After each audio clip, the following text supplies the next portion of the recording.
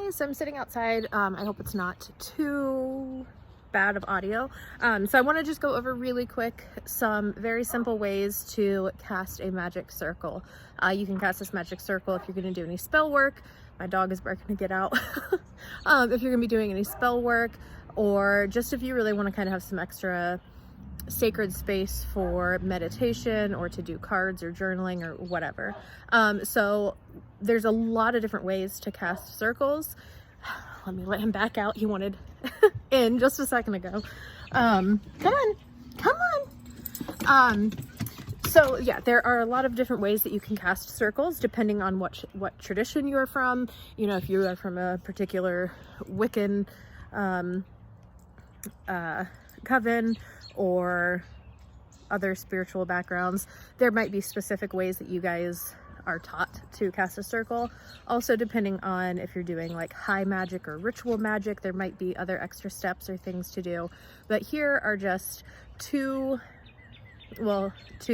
very easy ways and like a couple variations to casting a circle. So, well, I guess 3 different ways. So the easiest way would be literally to just do it with your mind. You can even say out loud or in your head some sort of like prayer, or I am now creating a sacred space, a sacred circle, a sacred container, and literally just envision around you and the space that you're working in a giant glowing bubble, orb, whatever you want to envision. Some people like to envision kind of like the vines and stuff from Sleeping Beauty that like wrapped around the kingdom that the prince had to chop through. Some people like to envision like trees and vines and stuff around their sacred space protecting them.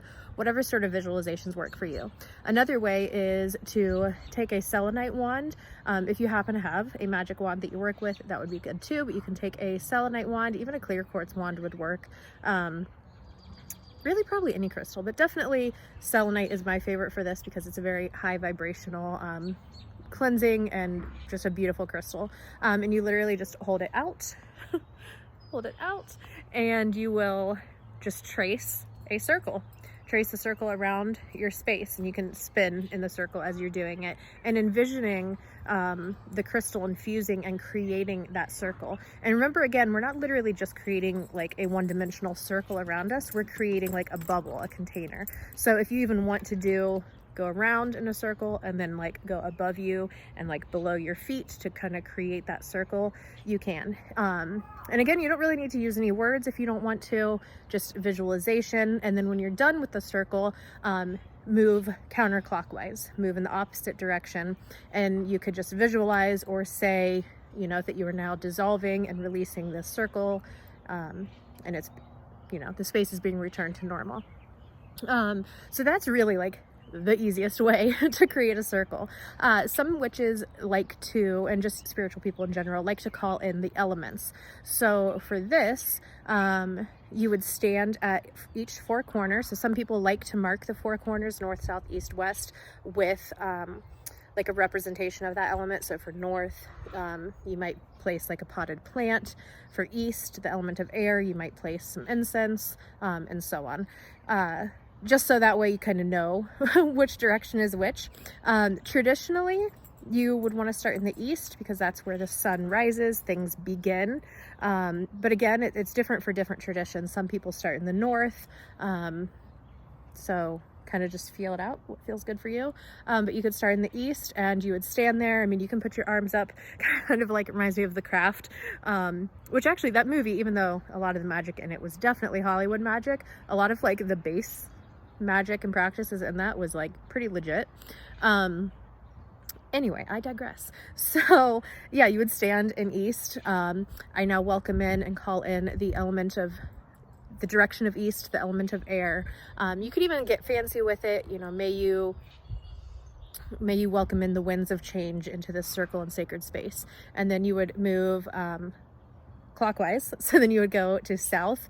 I welcome in and call in the direction of south, the element of fire. May you bring passion and protection to this sacred space, to this circle. And you would just move into each north, south, east, west, or well, clockwise, calling in the quarters and calling in the element to help create that sacred space for you.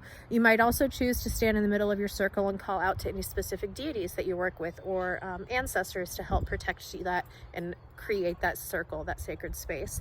And then, just like with the crystal version of creating a circle, when you were done, you would then go work your way backwards, and thanking each element and direction for their energy that they provided during that circle time, and say that you are releasing it and that everything is back to its original form.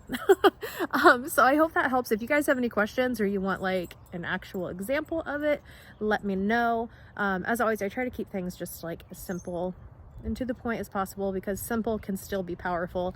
It doesn't have to be confusing or crazy elaborate. Sometimes there is a time and place for elaborate magic and spirituality and stuff, but more often than not, simple can be powerful and sufficient. So, all right, let me know if you have any questions. And yeah, actually, I'd like to know, like in the comments, how do you like to set a circle? And like I said, these were just kind of the bases. You can like make these as elaborate as you want. Some people like to put like flower petals around their circle. Some people like to use rope or draw with like chalk to mark out physical representation of the circle. Yeah, whatever works for you. So let me know in the comments what you're gonna try or how you like to set up a circle. All right, bye guys.